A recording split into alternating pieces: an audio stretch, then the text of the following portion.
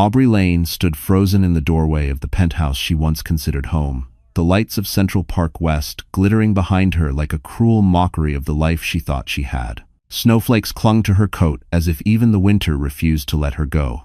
Grant Mercer didn't look at her when he spoke. He didn't have to. His words were knives, sharp and deliberate. "You have 10 minutes to pack whatever fits in that little bag of yours," he said, swirling a glass of scotch like he was settling a business deal instead of ending a marriage. "And Aubrey, you're leaving with nothing. Not a dollar, not a piece of furniture, not even the clothes I bought." The woman standing beside him, Chloe, his 24-year-old assistant, and the reason her marriage had collapsed, smirked from behind her flawless makeup. It was the smirk that shattered Aubrey more than the words. Because Chloe wasn't gloating, she was confident. She knew something Aubrey didn't. Aubrey's breath shook. "Grant, He finally looked at her, eyes cold as glass. "Aubrey, you're not worth a conversation. The court date is set. My lawyers will handle the rest. You're irrelevant now." Irrelevant. A word meant to erase her entire existence. Aubrey clutched the strap of her worn leather bag, the only thing she owned that Grant couldn't claim. Her mind raced 8 years of sacrifice, late nights supporting his company, giving up promotions so he could chase his empire. She had built this life with him, brick by brick, and he was discarding her like an outdated contract. As she stepped out into the hallway, the door slammed behind her with a finality that echoed down the marble corridor. Her world had collapsed in seconds. She didn't know the truth yet. She didn't know Grant had set her up for something far darker than divorce. She didn't know someone powerful had been watching everything. And she definitely didn't know that the man about to walk into her court hearing would change the fate of every person in that penthouse tonight. And when he walked in, Grant's face turned white. And ever was. Aubrey Lane had always believed that if you loved hard enough, worked steadily enough, and stayed loyal through the storms, life would eventually repay you. It was a belief shaped by years of surviving on little more than determination and the memory of a mother she lost too young. She had been raised in a quiet Virginia town where secondhand bookstores and long bus rides were a normal part of growing up. Nothing about her childhood suggested she would one day stand in a penthouse overlooking Central Park West. What brought her to Manhattan wasn't luck, it was grit. She graduated early, worked 2 jobs through college, interned without pay, and clawed her way into a junior financial analyst position in Midtown Manhattan. She was the kind of woman who kept her phone screen cracked because she always prioritized bills over upgrades, who brought homemade lunches while others ordered takeout. Her ambition was real, but so was her practicality. Then she met Grant Mercer. Back then, Grant wasn't the CEO of Mercer Tech, or the polished man who now wore tailored suits and drank expensive scotch. He was an ambitious programmer, with more ideas than investors, a man who told Aubrey she was the only person who saw him. He had chased her with sincerity, late-night phone calls, long subway rides just to walk her home, promises whispered on rooftops about building a future together. And Aubrey believed him. When he asked her to marry him, she didn't hesitate. She moved into his small apartment, typed out business proposals for him after work, attended every pitch meeting, and used her own savings to help fund the early days of Mercer Tech. She gave up a major promotion because Grant insisted they needed someone stable at home while he took risks for their future. She never complained. If he succeeded, then they succeeded. At least that's what she told herself. But the higher Mercer Tech climbed, the more invisible Aubrey became. Grant started traveling without telling her. He started calling her too emotional, too cautious, and later, too boring. At first it was subtle, then it became a pattern.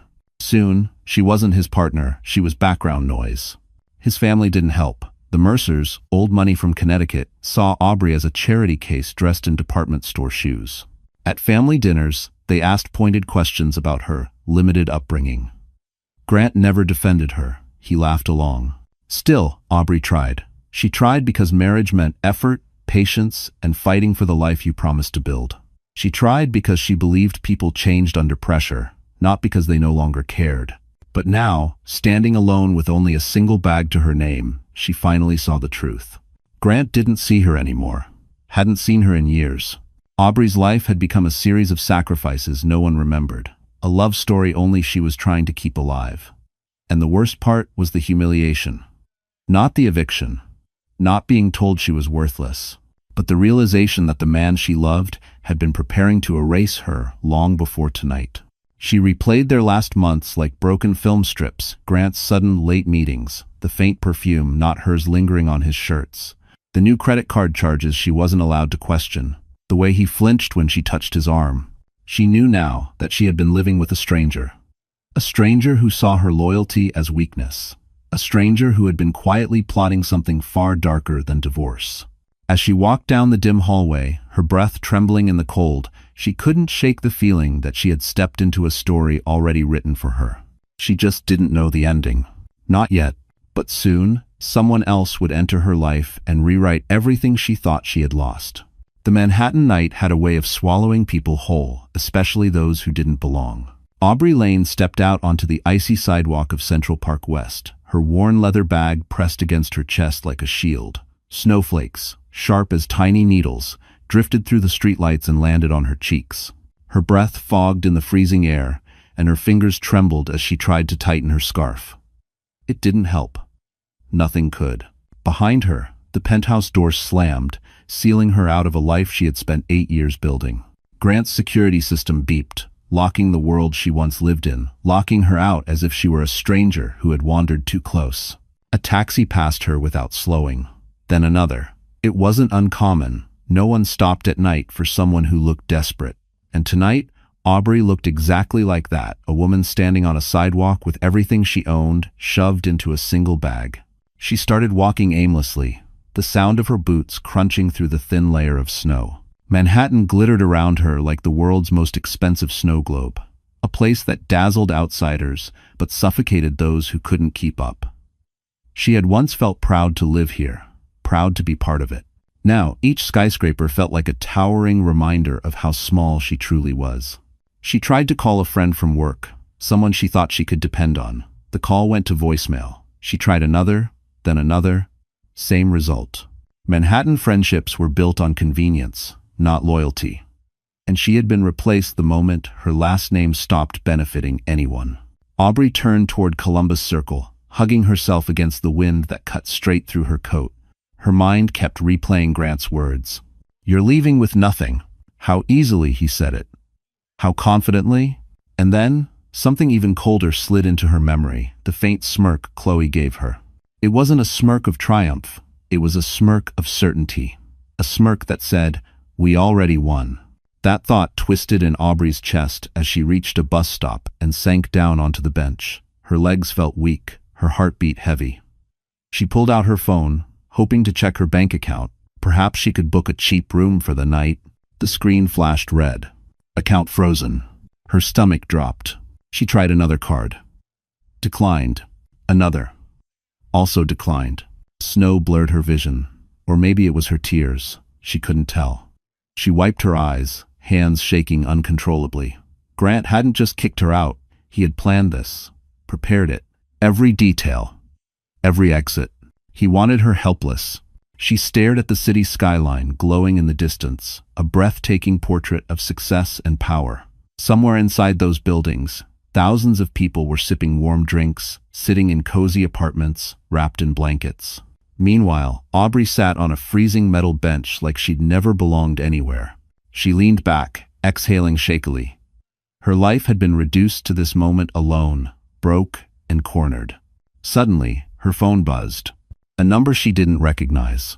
For a heartbeat, she almost didn't answer.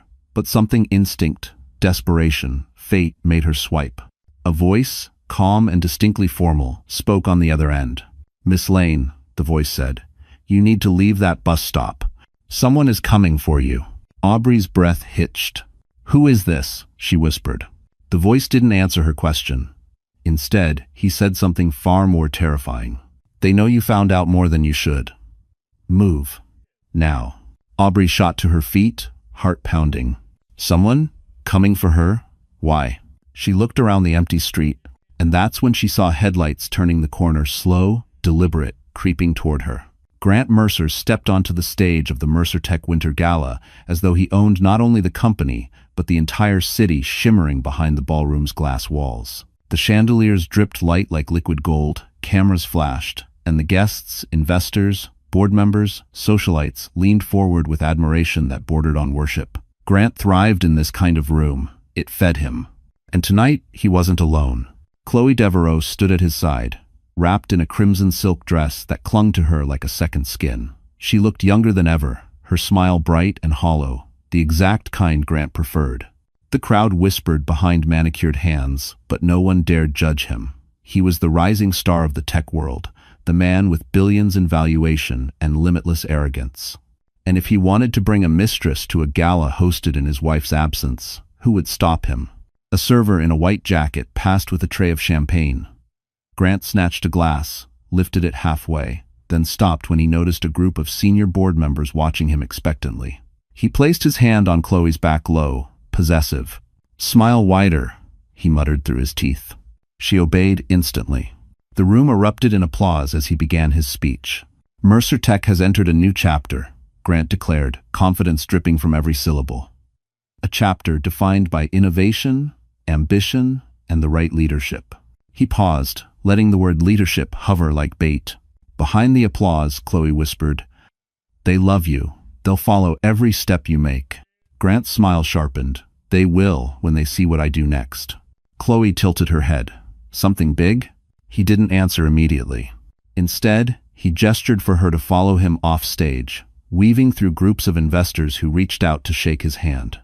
He brushed them aside. He wanted a private moment, a moment to gloat. When they reached a quiet corner near the floor-to-ceiling windows, he finally spoke. "Aubrey's out of the picture," he said, with a cold finality, sipping his champagne. "By the end of next week, she won't exist in any legal or financial capacity. The divorce will bankrupt her." Chloe's lips curled. "And no one suspects?" Grant chuckled. "They think she left, that she couldn't handle my success. Poor little Aubrey, overwhelmed by the big city." He leaned in closer. "The accounts are frozen, her name's tied to the wrong transactions, and when the audit lands, she'll take the fall, not me." Chloe blinked, momentarily startled. "Isn't that risky?" "Not for me," Grant said simply. "She's too soft, too trusting. She'll crumble the moment she's questioned." Take sevens. But Chloe wasn't entirely convinced. Her eyes drifted toward a group of executives whispering among themselves. Something in their posture made her uneasy. "Are you sure the board will back you?" she asked. Grant's jaw tightened. They always do. But she caught the flicker of tension behind his eyes. He lowered his voice. "There's one thing I need before the board signs over the expansion. I need Aubrey's signature on the final asset transfer. Once that's done, everything's secure." "Lessened it." Chloe stiffened. "But she's gone." "She won't be hard to find," Grant said. "Not with the people I've hired. Someone's probably watching her already." Chloe's blood ran cold. She hadn't realized how far Grant had gone, how ruthless he truly was. And then, as if fate wanted to puncture the moment, a senior board member approached. His smile was tight, overly polite. "Grant," the man said, "we need to discuss something. Right now." Grant's eyes narrowed. "What is it?" The board member hesitated. "It's about Aubrey." Grant felt his stomach drop. The next morning, Aubrey Lane sat in the waiting room of Harlow and Finch, one of Manhattan's most well-known law firms, a place she never imagined she would enter as anything other than a financial analyst delivering quarterly reports.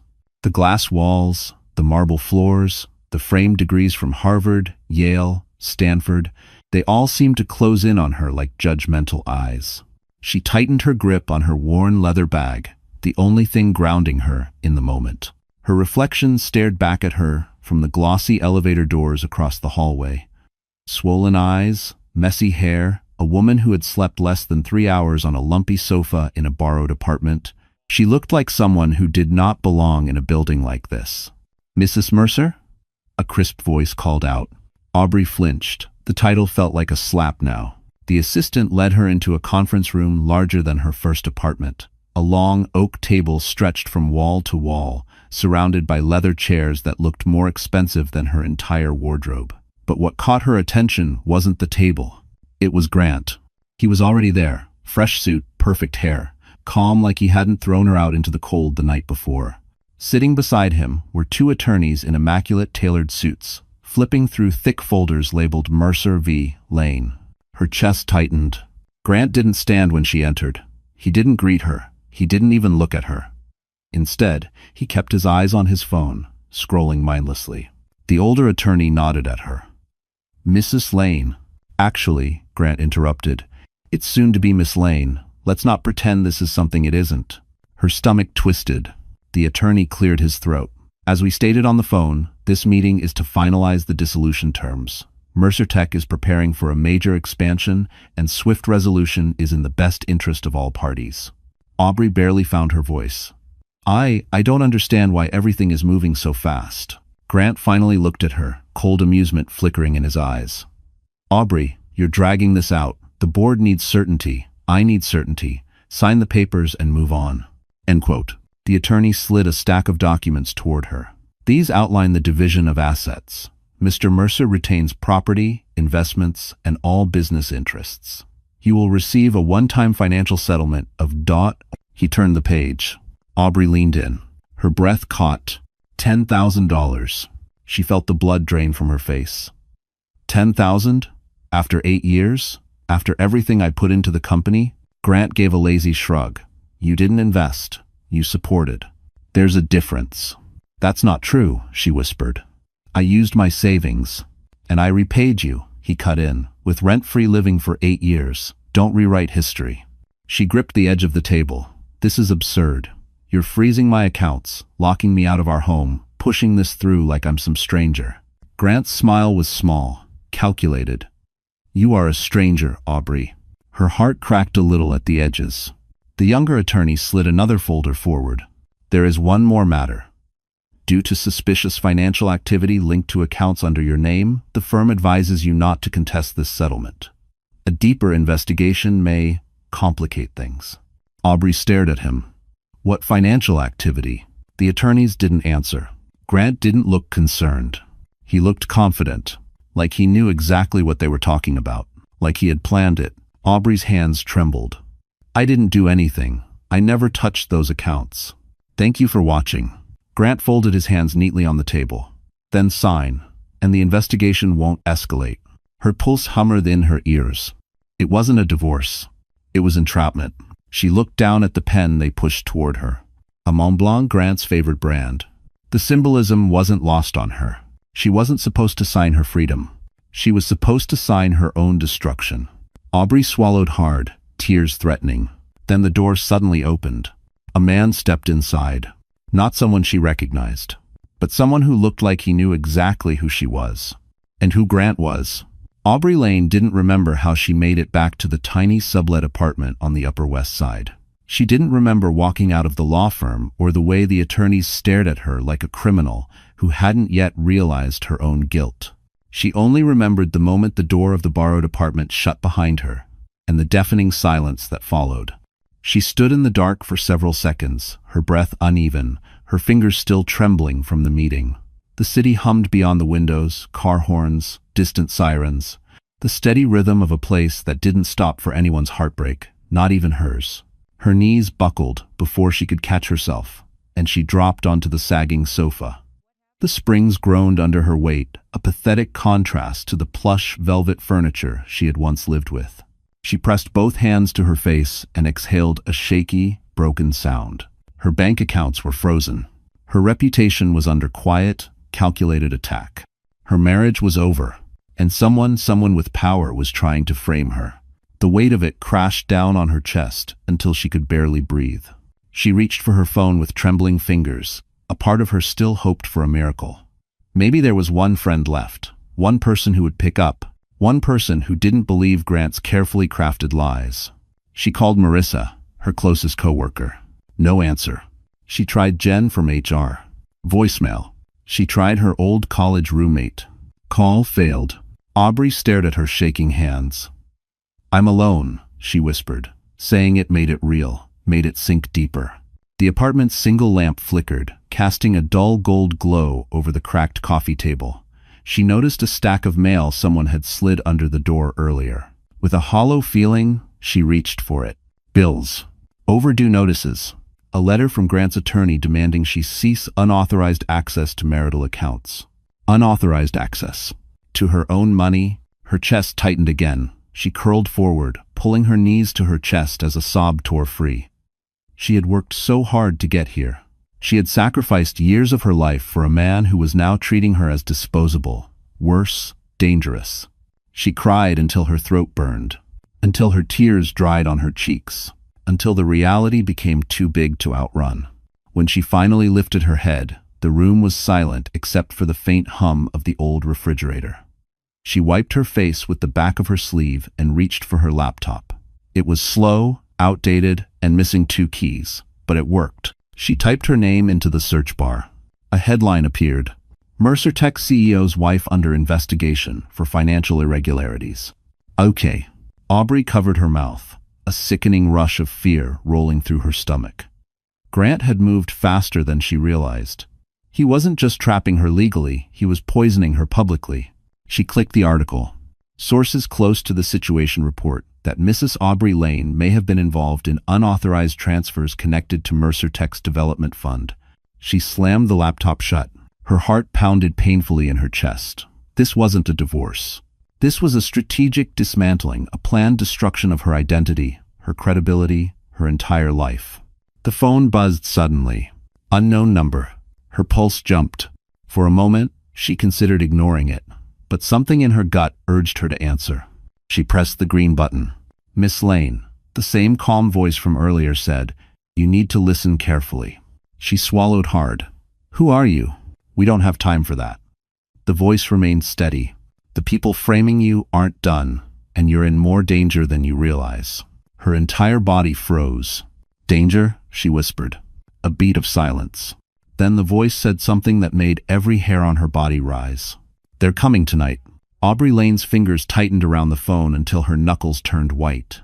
The mysterious voice on the other end was unnervingly calm, as if warning her about a late package delivery rather than something far more sinister.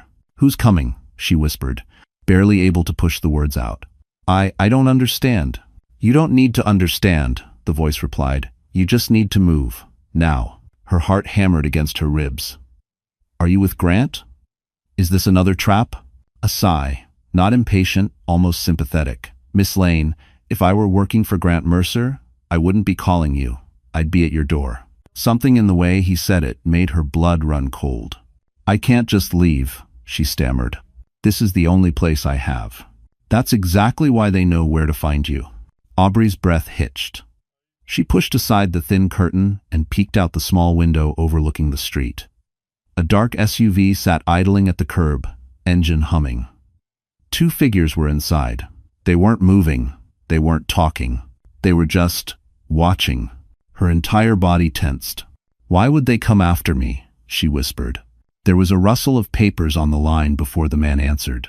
"Grant Mercer is laundering money through shell accounts," he said matter-of-factly. "And the transactions he doesn't want traced, he put under your name." Aubrey felt the room tilt. "That can't be true," she whispered. He couldn't. He already did." Her legs felt like water. The man continued, "And now that the audit is starting, the best way to keep his hands clean is to make sure you disappear or look guilty enough that your testimony carries no weight." If Aubrey staggered backward, nearly tripping over the edge of the rug. "Disappear? Are you saying he would?" "I'm saying," the voice interrupted gently, "that staying in that apartment tonight is the worst decision you could make." Her throat tightened. "Then what do I do?" For a moment, all she heard was static. Then, "Pack a bag. Only essentials. Nothing traceable." Her gaze darted to the worn leather bag she'd carried from the penthouse, still lying pathetically on the sofa. "Where am I supposed to go?" "There's a black car at the corner," the voice replied. "Not the SUV. A sedan. It's unmarked. The driver will take you somewhere safe." Aubrey's pulse quickened. "Why would I trust you? I don't even know who you are." There was a pause long enough to fill the room with dread. Then the voice spoke softly. "You don't have to trust me, but you should trust what you saw tonight. The frozen accounts, the article, the attorneys pushing you to sign, the SUV outside your building. Do those feel like coincidences?" She didn't answer. She didn't need to. Because deep down, beneath the shock, beneath the heartbreak, Aubrey knew the truth. Grant had planned everything. He was going to let her take the fall. And if she disappeared, no one would ask questions. The voice added quietly, "I'm helping you because someone asked me to. Someone who has more stake in your survival than you realize." Aubrey froze. Who? You'll know soon. The voice softened slightly. But only if you leave. Right now. A sharp knock jolted through the apartment door. Aubrey's breath caught. Another knock. Harder. Miss Lane, the voice said urgently, you have 60 seconds. Go. She dropped the phone, grabbed her bag, and ran toward the back exit. Behind her, the knocking became pounding. Someone was trying to break in. Aubrey yanked open the door to the alleyway, cold wind slashing across her face as she slipped into the darkness, just as a voice shouted from inside her apartment. She's gone. The alleyway behind the apartment building was narrow and slick with melting snow, the kind of place most New Yorkers hurried past without looking.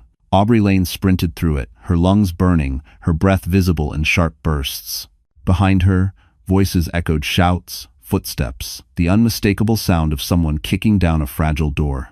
She didn't look back. She couldn't. At the end of the alley, a black sedan idled with its headlights off. The engine gave a low rumble, like it was holding its breath with her. Aubrey hesitated only a second before yanking open the back door and stumbling inside.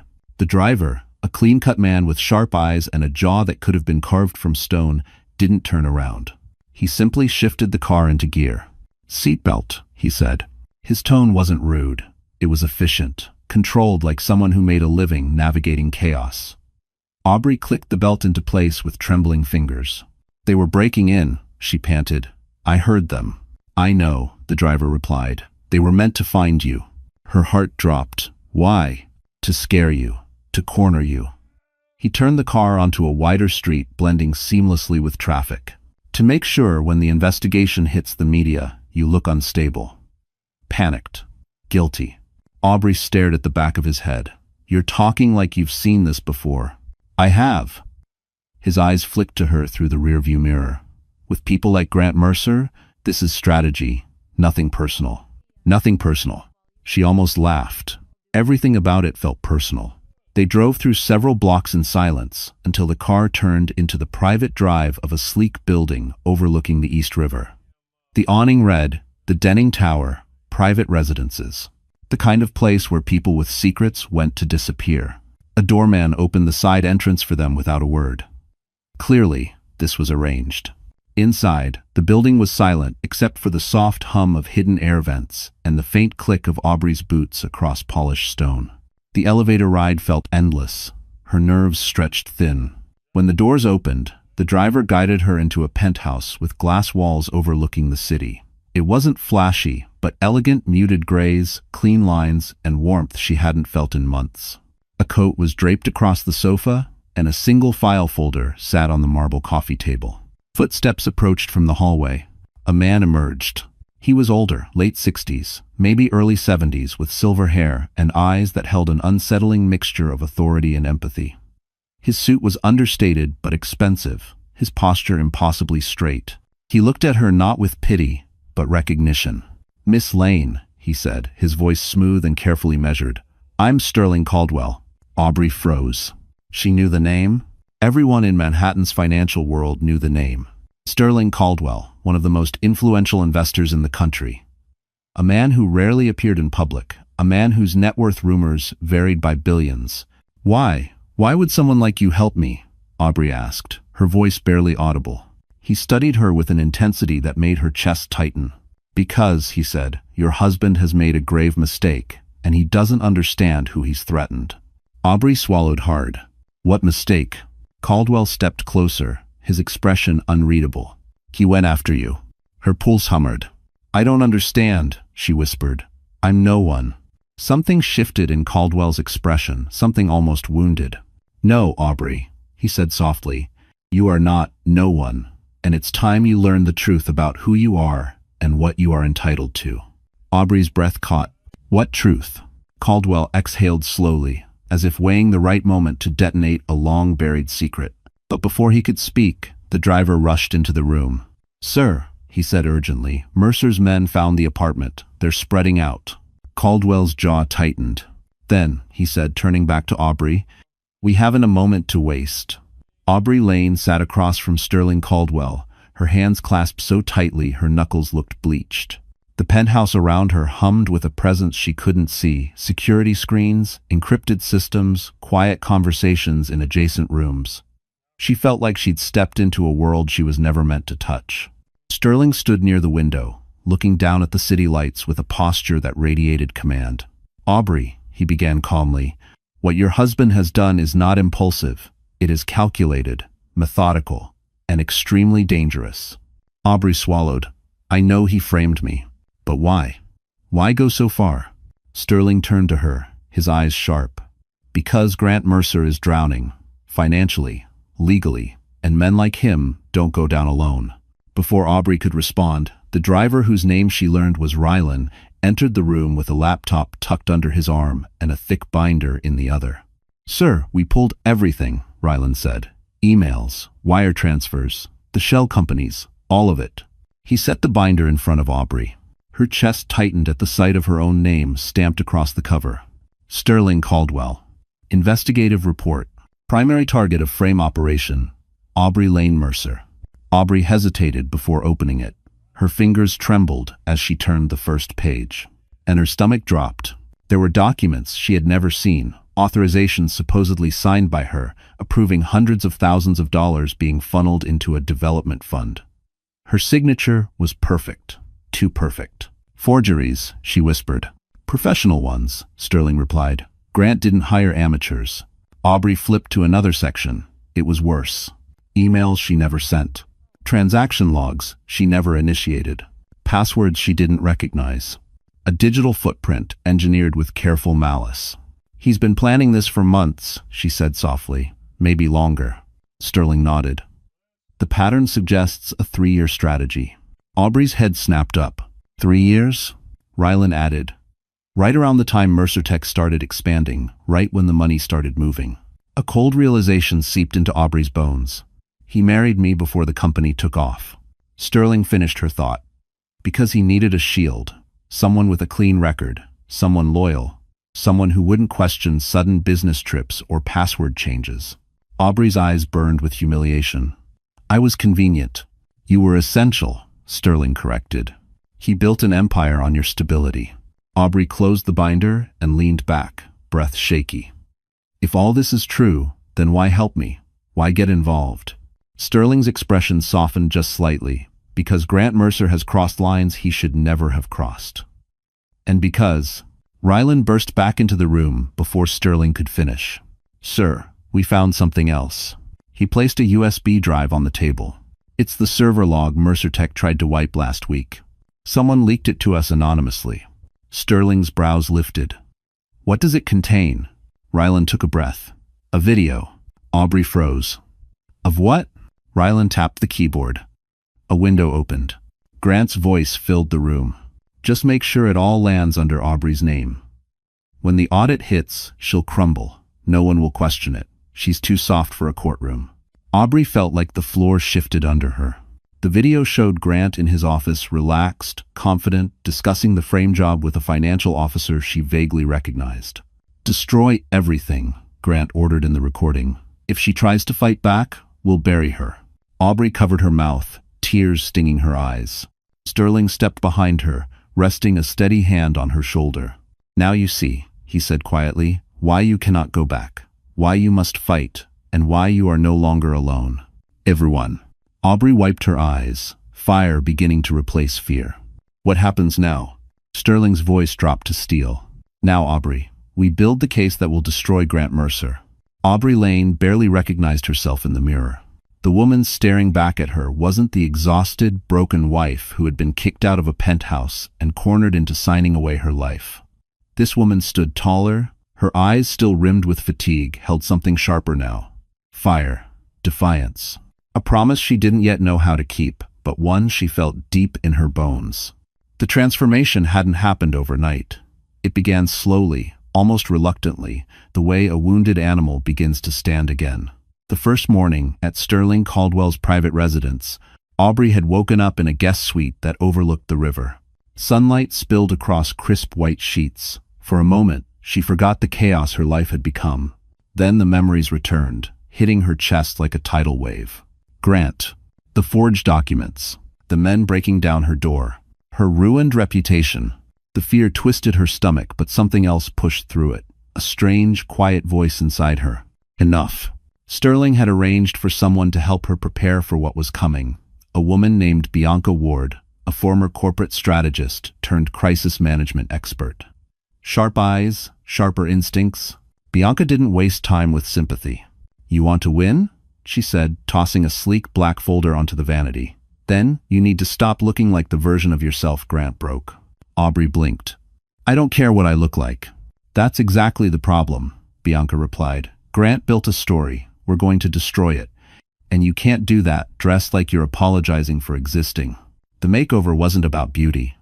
It was about reclaiming power.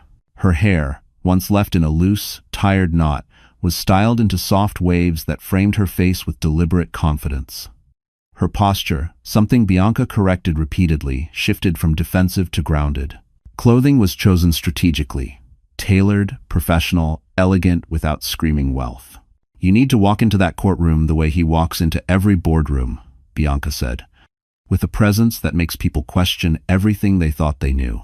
And 7 of it, in the story, Aubrey ran a hand over the fabric of the charcoal blazer Bianca had selected.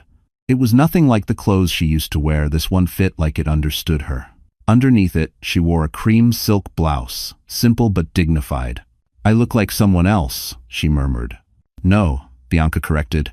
"You look like the woman you were never allowed to be." Downstairs, Rylan prepared a table full of evidence printouts, labeled binders, encrypted drives. Every piece was a brick in the fortress they were building. Sterling watched her with a mix of neutrality and something deeper, something almost protective. "You're doing well," Sterling told her. She forced a breath. "I still feel like I'm falling apart." "That's what falling apart looks like," he said, "before someone learns to fight." Later that evening, as she stood alone in the dim light of the penthouse hallway, Aubrey took a moment to steady herself. The city glowed beneath her like a field of stars. Somewhere out there, Grant believed she was broken, that she would crumble exactly the way he predicted. Aubrey placed a hand against the cool glass window. He didn't know her anymore. He never really had. She straightened her blazer, lifted her chin, and breathed in. This was no longer about survival. This was preparation. For battle. For truth. For her life back. Downstairs, the elevator dinged a sound that sliced through the quiet. Bianca rushed toward her. "Aubrey," she said breathlessly, "you need to come to the conference room. Right now. We found something." Aubrey's pulse quickened. "What is it?" Bianca swallowed hard. "It's about your marriage, and it's worse than fraud." Grant Mercer thrived under pressure, the way most men thrived under praise. The bigger the risk, the deeper the lie, the wider he smiled. And on this particular morning, as he stepped into the gleaming lobby of Mercer Tech, he walked like a man invincible. His tailored navy suit fit him like armor. His shoes clicked across the marble floor with rehearsed confidence. Employees scrambled to stand straighter when he passed, not out of respect, but fear. Grant fed on that fear. It made him feel untouchable. Beside him, Chloe clung to his arm, her designer bag swinging with each step. She looked every bit the image Grant wanted to project. Young, beautiful, submissive, and naive enough to believe he would take care of her. She didn't see the calculating way he glanced at her, as though assessing which piece of furniture she'd be replaced with next. "Did you handle the PR?" Grant asked, not bothering to lower his voice. "Yes," Chloe said quickly. "The article about Aubrey is trending now. People are starting to speculate." "Good," he replied. "Fear makes her sloppy. Sloppy makes her predictable." Chloe hesitated. "But what if she—" Grant stopped walking so abruptly she almost collided with him. "What if she what?" he said, his tone sharp. Chloe swallowed. "What if she finds someone to help her?" Grant chuckled a low, humorless sound. "Aubrey couldn't help herself out of a paper bag. She's weak. She'll break exactly the way I want her to." He resumed walking, more smug than before. On the 42nd floor, the boardroom buzzed with tension. Senior executives whispered behind closed doors. Something was brewing, but Grant didn't care enough to ask. He strode in like a king, returning to his throne. "Gentlemen," he said, "shall we begin?" The head of legal, Martin Lowell, cleared his throat. "Grant, we received an anonymous tip last night about offshore transfers and your wife." Grant's smile didn't falter, but his eyes sharpened. Ex-wife, he corrected. And she's irrelevant. Martin slid a manila folder across the table. This tip suggests she wasn't acting alone. It names a second person. Grant forced a laugh. Let me guess. Me? Martin didn't laugh back. Grant's expression hardened. Do I look worried? Aubrey is barely holding herself together. She can't find a lawyer who'll take her case, and she has no money to fight. A board member asked cautiously, but if she goes to investigators? She won't, Grant snapped. She's scared. She'll hide until the heat dies down. And by then, the transfers will be buried. He leaned back, stretching out confidently. She's exactly where I want her. But Chloe watched him with a flicker of unease. She replayed the way Aubrey had looked at the law firm, the shock, the confusion, the raw hurt. Something about it unsettled her. Aubrey hadn't looked defeated. She had looked betrayed. And betrayal, real betrayal, made people unpredictable. Meanwhile, Grant was oblivious to Chloe's thoughts. He stood, buttoned his jacket, and gave the room a final smirk. Gentlemen, don't worry. Aubrey Lane doesn't have the intelligence or resources to outplay me. By next week, she'll be nothing but a footnote in my life. He tapped the table twice. Meeting adjourned. As Grant stepped out, his phone buzzed. He glanced at the screen, expecting a message from legal or a board member. Instead, it was a private number. A single text appeared. You should be more careful about the enemies you create. Grant's jaw clenched. He typed back, Who is this? 3 dots appeared. Then disappeared. Appeared again. Then a reply. The person who can end everything you built. Grant's stomach twisted, but he refused to show fear. He deleted the message. He straightened. Nothing could touch him. At least, that's what he believed. Because he had no idea who was protecting Aubrey now. Night in Manhattan wasn't quiet, not even at 2 in the morning. The city hummed the way a restless mind thinks constantly, deeply, never stopping. And inside Sterling Caldwell's penthouse, Aubrey Lane sat alone at the long marble conference table, surrounded by piles of documents, screenshots, timeline charts, and encrypted drives. Her eyes burned from reading. Her hands shook from exhaustion. But she couldn't stop. Tomorrow was the first hearing. And tomorrow could be the difference between clearing her name or losing everything forever. Bianca had gone to rest hours earlier. Rylan was downstairs running surveillance checks. Sterling had retreated to his private office to make strategic calls. But Aubrey stayed in the dim conference room with nothing but a cup of cold chamomile tea and the sound of her own heartbeat echoing in her ears. Every page she turned felt like reliving her marriage lie by lie. Betrayal by betrayal. Grant had faked her signature. Grant had moved illegal funds under her name.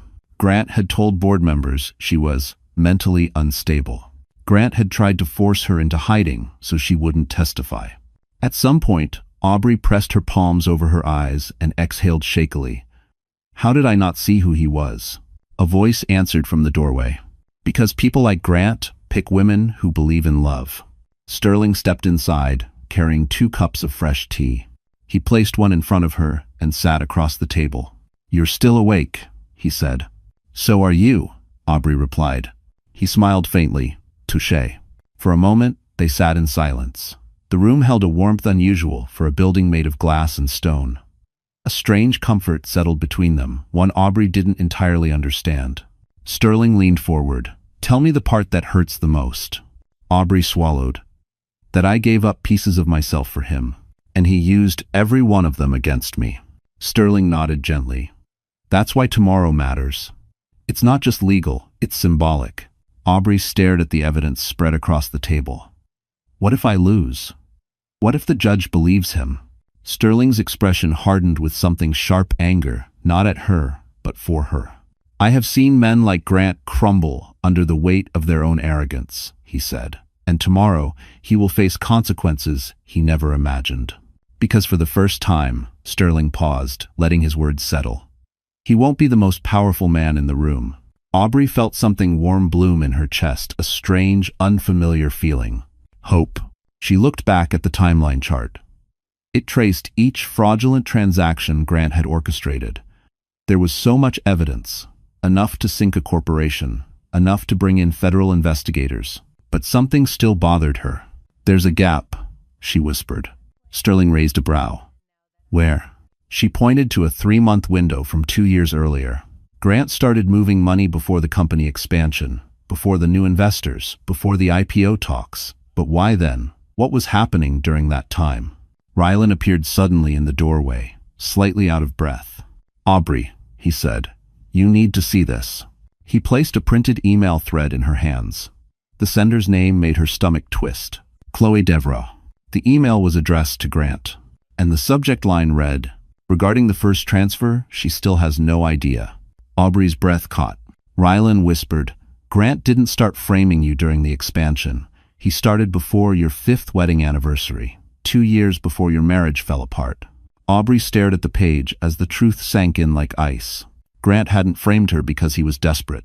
He had framed her because he planned to replace her. Long before the first affair. Long before the first lie. Long before Chloe stepped into the picture. Sterling placed a steady hand on her arm. "Aubrey," he said quietly, "tomorrow isn't just about winning." She looked up, her eyes shining with something fierce. "It's about exposing the man he always was." And for the first time, Aubrey didn't feel afraid. She felt ready. The courthouse on Center Street loomed over the sidewalk like a stone giant, unmoving, cold, indifferent. Reporters swarmed the steps, microphones raised, cameras flashing as though waiting for a star to arrive. But today, the spectacle wasn't for Hollywood. It was for Aubrey Lane Mercer, the woman the media already decided was guilty. "Aubrey, did you forge the transfers? Are you hiding from investigators? Why did your husband file for emergency protection orders?" Every shout was a blow. Bianca stepped in front of her like a shield, guiding her through the chaos. "Don't answer," she murmured. "Just walk, shoulders up." Aubrey lifted her chin, though her legs wobbled. She had traded her fear for resolve, but the attention still rattled her. It felt like thousands of eyes were tearing through her skin, searching for a crack in her armor. Inside, the courtroom buzzed with tension. Grant was already seated at the plaintiff's table, looking annoyingly composed. His navy suit, his polished cufflinks, his smug half-smile, he looked like a man convinced of his victory. Chloe sat behind him, wearing an expression far too confident for someone wrapped in criminal conspiracy. Aubrey's stomach twisted, but she kept her gaze forward. Sterling wasn't in the room yet, and a flicker of panic surged through her. Rylan seemed to sense it. "He'll be here," he whispered. "He's handling something." End quote. Bianca guided Aubrey to her seat at the defense table, opening a binder filled with evidence tabs. Grant's attorney, a silver-haired man named Joel Reddington, known for shredding reputations more efficiently than paper, stood and cleared his throat. "Your Honor, the plaintiff requests that today's hearing focus on the financial misconduct allegedly committed by Mrs. Mercer. We believe she poses a flight risk and should be restricted from leaving the state." And 17, to the taster. A wave of whispers spread through the courtroom. Grant's lips twitched upward. Reddington continued, "We have ample documentation showing unauthorized transfers executed under Mrs. Mercer's credentials." Aubrey clenched her jaw. Bianca rose, composed. "Your Honor, the defense will contest every piece of so-called evidence. We request the opportunity to present our counter-investigation." Judge Halvorson adjusted his glasses. "Where is your lead counsel?" Before Bianca could answer, the courtroom doors opened. A hush fell. Sterling Caldwell entered not with drama, but with a presence that silenced every whisper in the room. Men of his stature didn't usually step into courtrooms. They owned the buildings, not the benches. Sterling moved with quiet authority, stepping beside Aubrey like this had been his seat all along. Grant's smug expression flickered. "Just a second. Just enough." "Your Honor," Sterling said smoothly, "I am representing Mrs. Lane." The judge blinked. "Mr. Caldwell, you're personally taking this case?" "I am," he replied, "and I believe you will find the evidence submitted by the plaintiff not only fabricated, but criminal." Gasps echoed through the room. Grant shifted in his seat. Sterling placed a folder on the table. "Before we address anything further, the defense requests a full audit of Mercer Tech's development fund, including all offshore accounts." Reddington scoffed. "This is absurd." "You can't. I already obtained the warrants." Sterling handed documents to the bailiff. "Signed this morning." Grant's face drained of color. Aubrey felt her breath catch, not in fear, but in astonishment. Sterling hadn't come to defend her. He had come to dismantle Grant. Judge Halvorson skimmed the papers, eyebrows rising. "These are valid. Effective immediately, the audit will proceed. Reporters in the back frantically scribbled notes. Grant leaned forward, eyes burning. Aubrey, what did you do? For the first time, she met his gaze without flinching. I stopped being afraid. The judge rapped his gavel. We will reconvene after reviewing the submitted evidence. Court adjourned for the morning. In a rest. As people began to scatter, Sterling leaned toward Aubrey. This, he murmured, was only the opening move. Aubrey exhaled slowly, gripping the table to steady herself. Grant had no idea what was coming next. The courtroom emptied slowly, leaving behind echoes of whispers and the rustle of legal papers. Aubrey Lane stayed seated for a moment, trying to steady her breathing. The morning session had been a shockwave, but Grant Mercer wasn't done, and neither was his attorney. When court resumed after the break, Grant walked back to the plaintiff's table transformed. The flicker of fear Sterling had caused earlier was gone, replaced by something colder: determination, rage, and a calculated plan to destroy her before she could even stand up. He leaned toward his attorney, whispering something with a tight jaw. Reddington nodded once, his lips curling into the kind of smile that made Aubrey's stomach twist. Judge Halvorson returned to his seat. Let's proceed. We're expended? Reddington rose immediately. Your Honor, before the defense attempts to deflect with baseless accusations, the plaintiff would like to present new evidence. Sterling didn't move. We'd like to review the materials. No need. Reddington cut in. This concerns Mrs. Lane's mental stability. A cold sweat broke across Aubrey's skin. Mental stability. Grant had used that phrase before. Reddington pulled out a thick file. We have medical reports, therapy notes, and witness statements demonstrating Mrs. Lane's emotional instability and volatile behavior during the marriage. Aubrey's heart plummeted. She had never been unstable. She had never hurt anyone. But she had been in marriage counseling alone, begging Grant to show up. He never did. Reddington flipped open the file dramatically. Your Honor, these notes describe episodes of hysteria, paranoia, and destructive outbursts. That's a lie. Aubrey burst out before she could stop herself. Reddington smirked. As you can see, exhibits A through D. Grant's expression shifted into a perfect mask of concern, the one he used in public. Aubrey, please, he said softly. No one wants to humiliate you. The performance made her stomach turn. Reddington continued. We have statements from 2 neighbors who claim Mrs. Lane frequently screamed, threw objects, and accused Mr. Mercer of imaginary crimes. If you take, I never. Aubrey tried to rise, but Bianca squeezed her arm, grounding her. Don't react, Bianca whispered. That's what they want. Reddington wasn't finished. Additionally, Mercer Tech's internal security officer filed a report 6 months ago describing Mrs. Lane as emotionally unpredictable and potentially dangerous. Aubrey shook her head, tears threatening. She remembered that day she had simply stopped by to bring Grant lunch. He'd refused to see her. Reddington slammed the final blow. We request a temporary restraining order to prevent Mrs. Lane from accessing any company, property, or contacting any Mercer Tech employees. Sterling stood, his voice sliced through the tension. Your Honor, this is fabricated character assassination. Reddington shot back, prove it. The judge looked conflicted.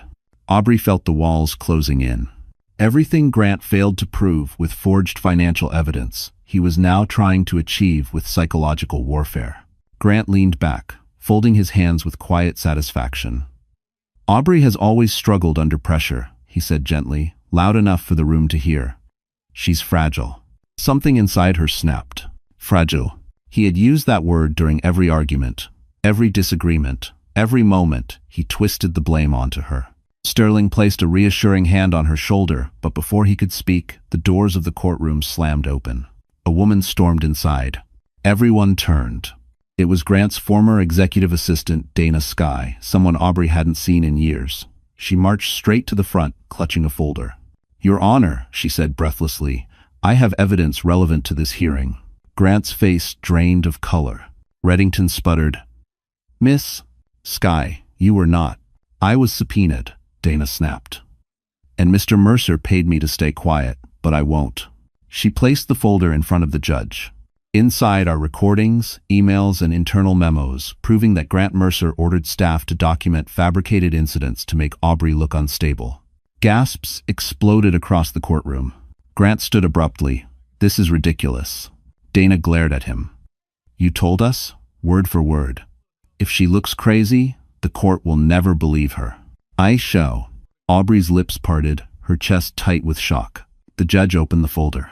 His face darkened. Reddington looked like he'd swallowed glass. And for the first time in the entire marriage, Grant Mercer had no words. The courtroom was a powder keg, silent, volatile, ready to explode. Everyone stared at the folder Dana Sky had placed before the judge.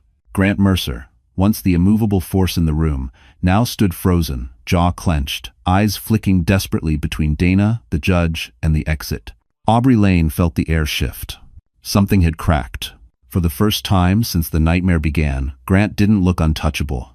Judge Halvorson cleared his throat and addressed Dana. "Miss Sky, you understand the legal consequences of submitting falsified information?" Dana lifted her chin. "Everything in that folder is real, Your Honor. I kept copies of everything because I knew what he was doing was wrong." Grant slammed his palm on the table. "She's lying. She was fired for incompetence." Dana snapped back. "I resigned because I refused to participate in destroying your wife." A ripple of whispers spread through the courtroom. Judge Halvorson opened the folder. The first page contained an internal memo with Grant's signature instructing staff to document emotional irregularities and create written incidents. Another page was a transcript of a recorded meeting where Grant was heard saying, "The more unstable she looks, the faster this goes through. Make it stick." Aubrey felt her throat close. Hearing his voice so casual, so cruel, filled her with a grief she hadn't allowed herself to feel. Grant's attorney struggled to recover. "Your Honor, these are taken out of context." But the judge wasn't listening. His expression hardened as he turned each page. Then something happened that froze everyone in place. The back doors of the courtroom opened, and Sterling Caldwell walked in. Not rushed, not frantic. He walked with the calm, deliberate gravity of a man used to choosing when the world would pay attention. Aubrey exhaled shakily. He came. Sterling approached the defense table and placed a thick black briefcase before the judge. "With the court's permission," he said smoothly, "the defense would like to add additional evidence. Evidence that confirms what Miss Sky has stated and exposes far more." Grant's face went pale. Judge Halvorson nodded. "Proceed." Sterling opened the briefcase. Inside were organized files, USB drives, timestamps, and forensic audit reports, all stamped with federal insignias. "These documents," Sterling said, "contain confirmation from 3 independent forensic accountants that Mr. Mercer manipulated company funds, created shell entities, and directed illegal transfers under his wife's identity." Grant lurched to his feet. "This is ridiculous. How did you get any of that? Those files were sealed." Sterling didn't even look at him. "I requested a federal review last night," he said calmly. "Given the evidence already discovered, they granted emergency authorization." Gasps filled the courtroom. Grant's lips parted as he realized the truth. Sterling Caldwell had the power to trigger a federal audit overnight, and he had used that power for Aubrey. Bianca squeezed Aubrey's hand under the table, whispering, "This is it. This is where everything turns." Judge Halvorson continued reading through the documents. His expression darkened further. "Mr. Mercer," he said, voice low and dangerous, "these are serious allegations, criminal in nature." Grant stumbled. "They're falsified. I'm being set up." Sterling finally looked directly at him. "No, Mr. Mercer," he said. "You set yourself up the moment you underestimated your wife."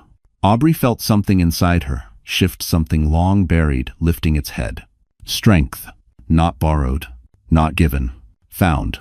Grant tried one last attempt, pointing at Aubrey. "She's behind this. She's manipulating you all." Sterling cut him off. "Mrs. Lane hasn't touched a single document.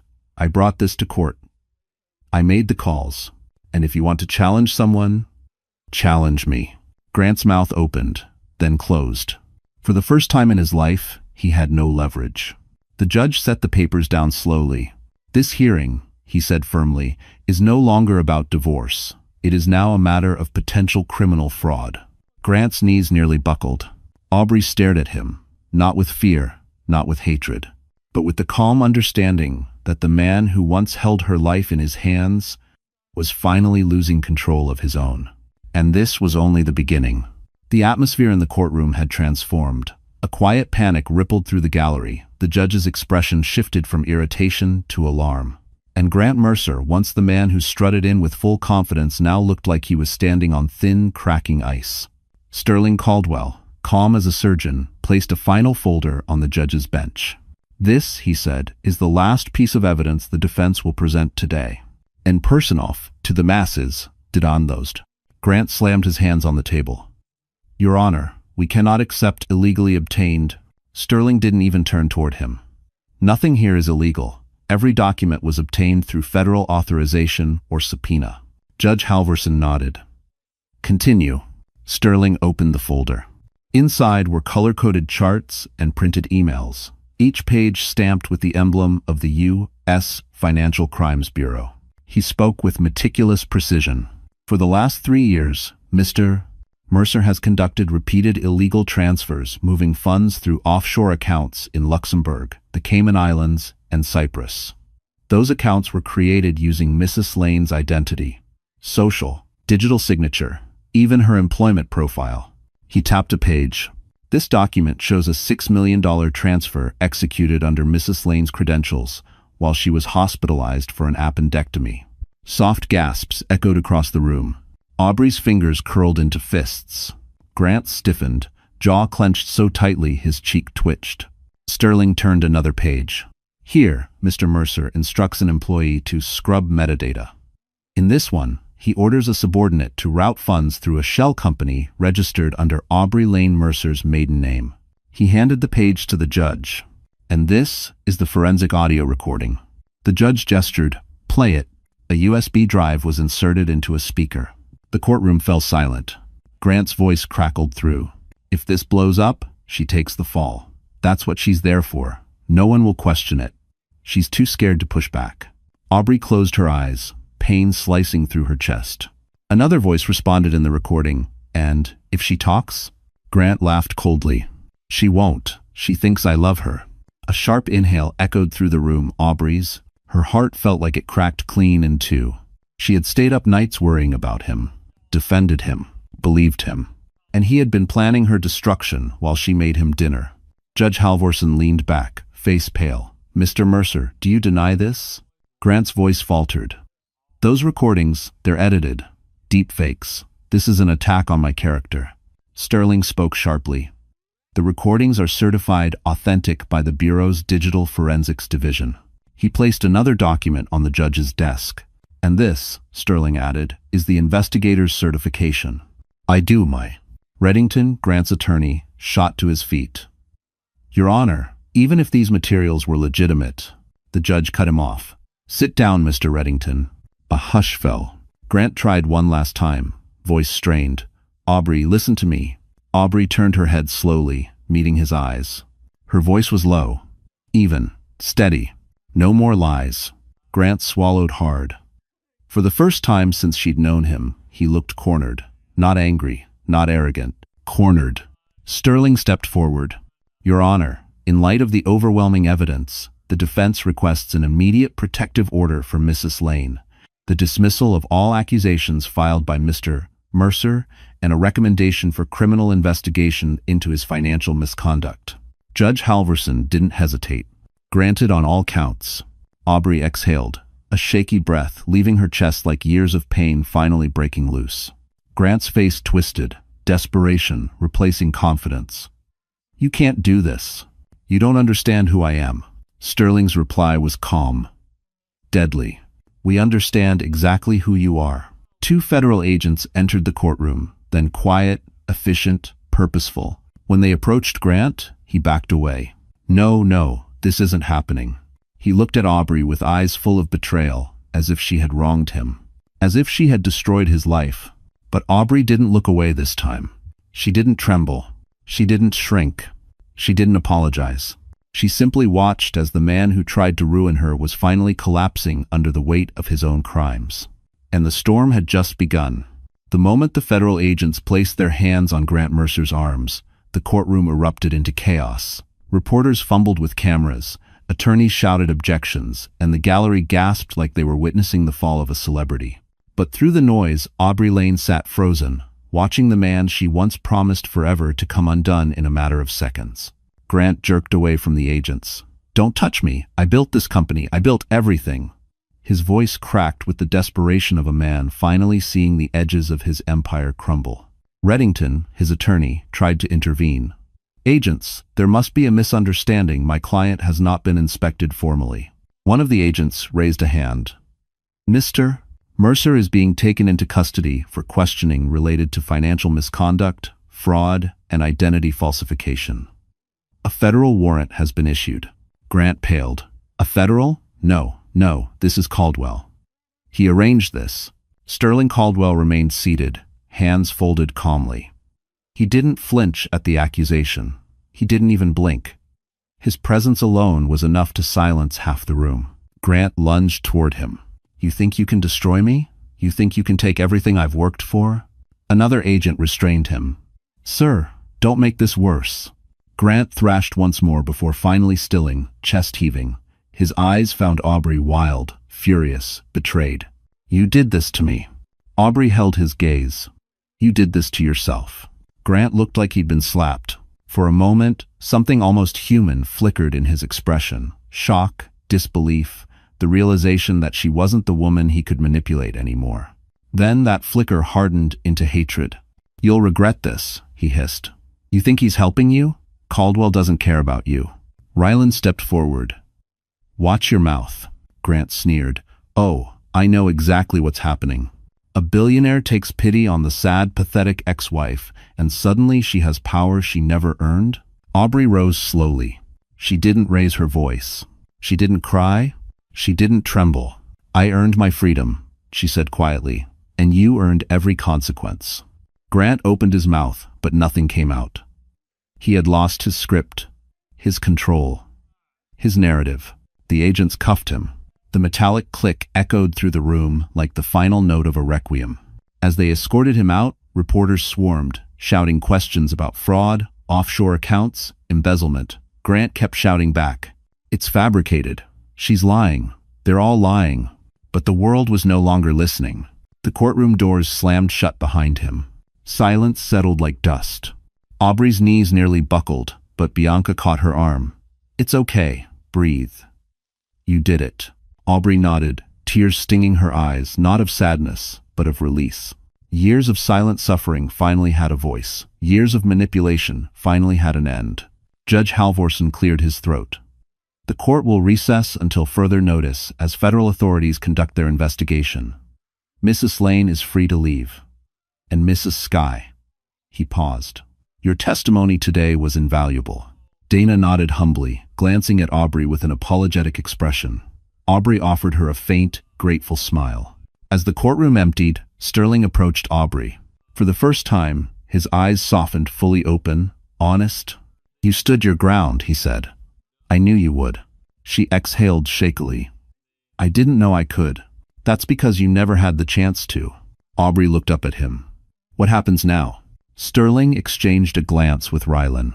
"Now," he said with quiet gravity, "now the truth about your past needs to come out.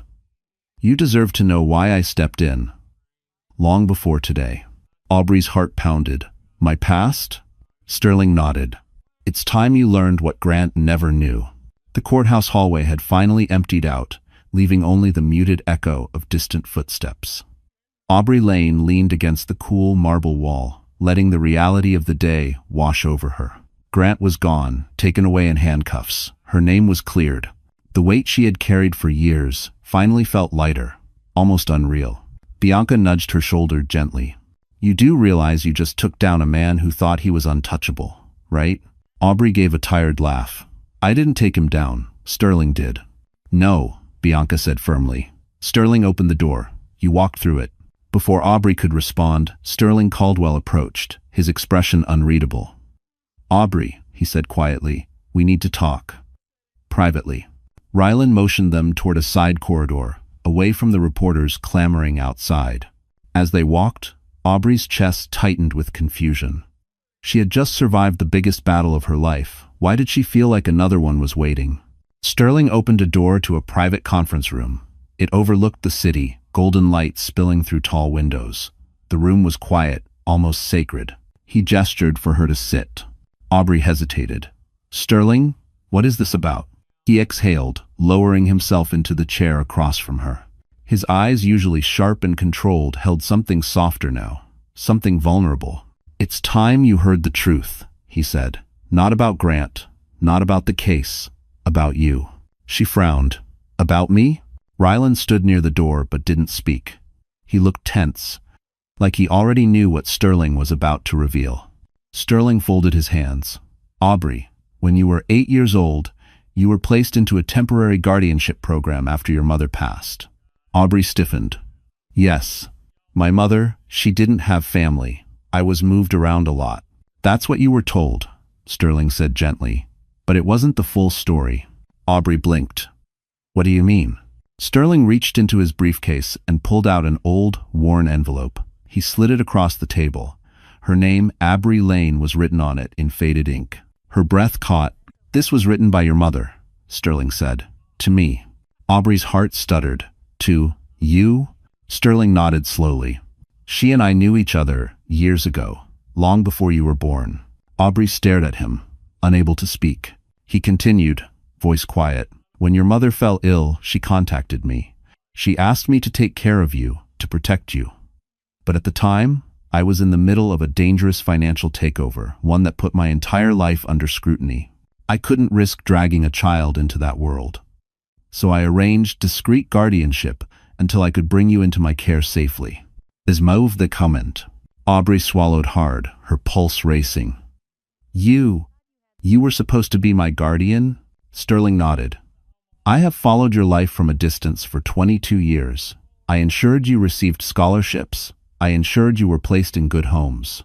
And when Grant Mercer began building an empire on your name, I stepped in." Her lungs constricted. "Why didn't you tell me?" His voice softened.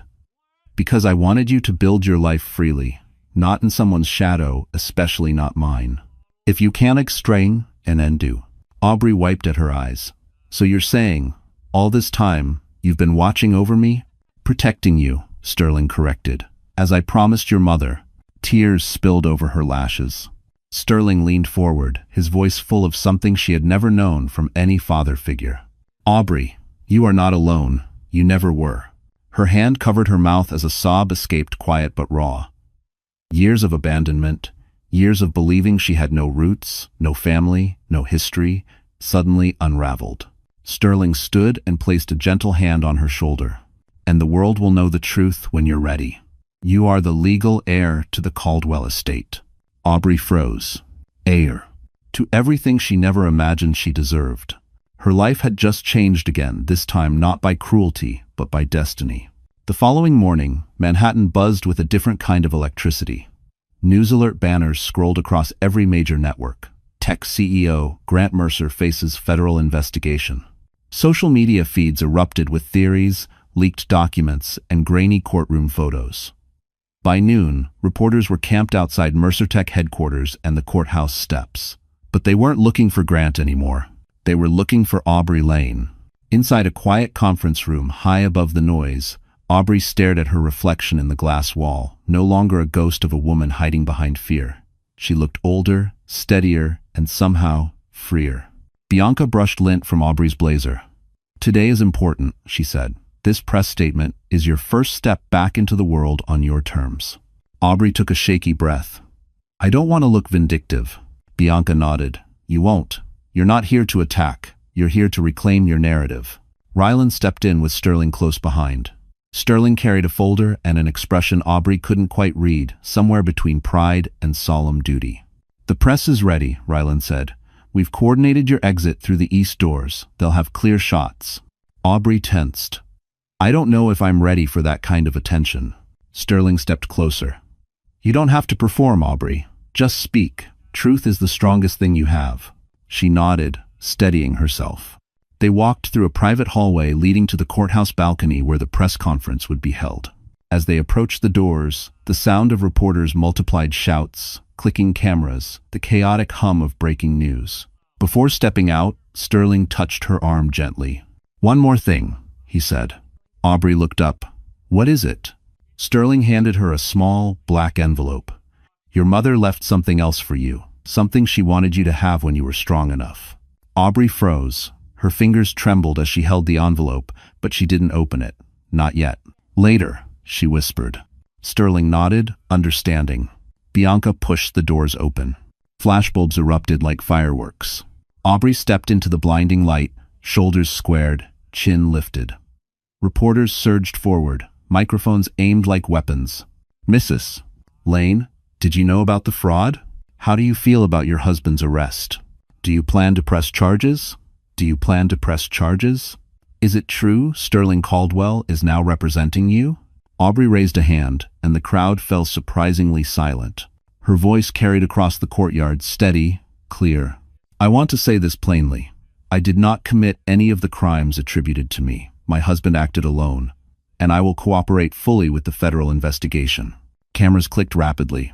She continued, For years, I believed supporting my husband meant sacrificing myself. I was wrong.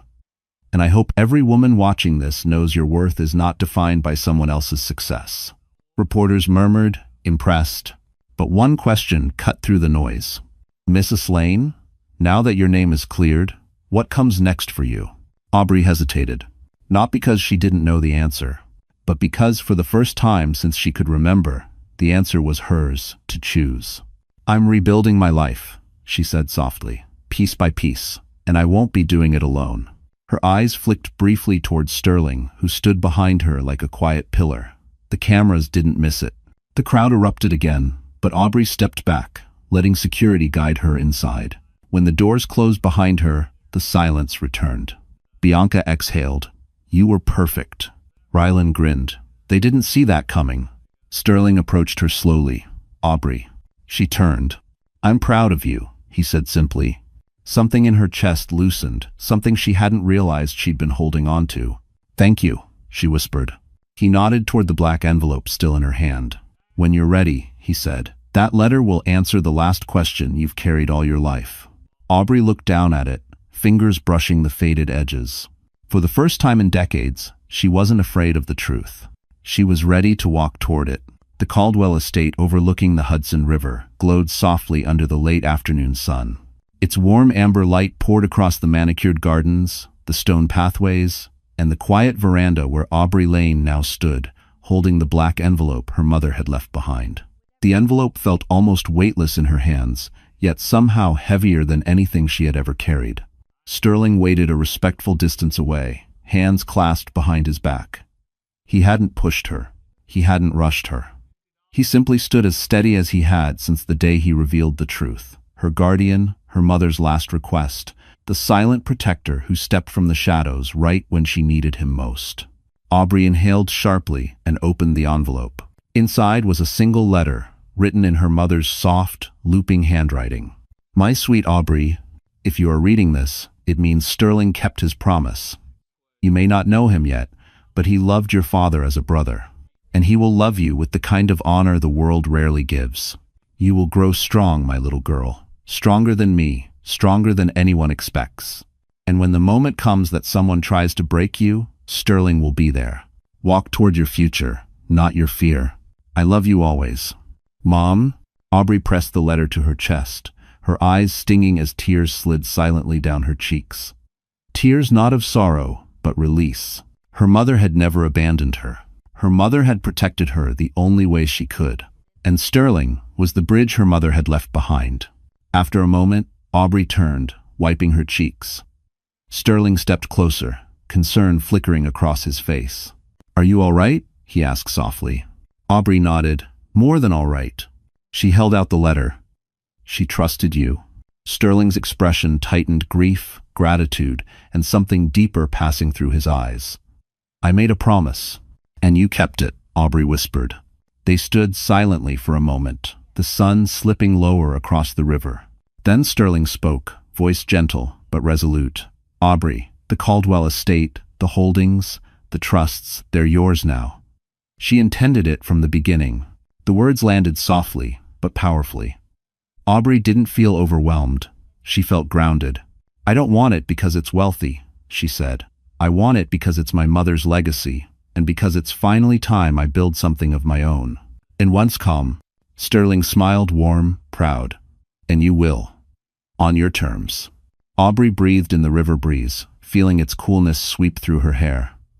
For the first time in years, she felt free. Not running, not surviving, living. Behind them, Rylan and Bianca stepped onto the veranda. Bianca grinned. So, our girl ready to face the world again? Aubrey laughed softly. Yes, I think I am. Rylan lifted a tablet. The federal investigation is underway. Grant's assets are frozen. Mercer Tech's board is cooperating, and from the look of it, Grant's legal team is falling apart. Aubrey didn't celebrate. She didn't gloat. But inside, she felt the profound satisfaction of justice. Not revenge. Justice. Bianca elbowed her gently. You know, most people never get to see karma work this cleanly. Aubrey smiled faintly. I didn't need revenge. I just needed truth. Sterling stepped closer, his voice low. And truth has set you free. Thank you. A hummingbird hovered near the veranda railing, its wings shimmering in the light. Aubrey watched it flit away, leaving a tiny trail of stillness behind. She turned to Sterling. What happens now? He met her gaze steadily. Whatever you choose, you have family, you have a future, you have a name that stands on its own. Aubrey felt her chest swell with a warmth she'd never known. I think, she said slowly, I want to build something that matters. Something my mother would be proud of. Something I can be proud of. Sterling's voice softened to a near whisper. Then I'll stand beside you, every step. Aubrey looked out over the river, golden, endless, open. Her old life had burned, but from the ashes, something stronger rose. This wasn't survival. This wasn't revenge. This was beginning. Aubrey Lane Caldwell walked forward toward the sun, toward her future, toward everything she finally realized she deserved. So, that's it, my wonderful friends. Our story comes to a close.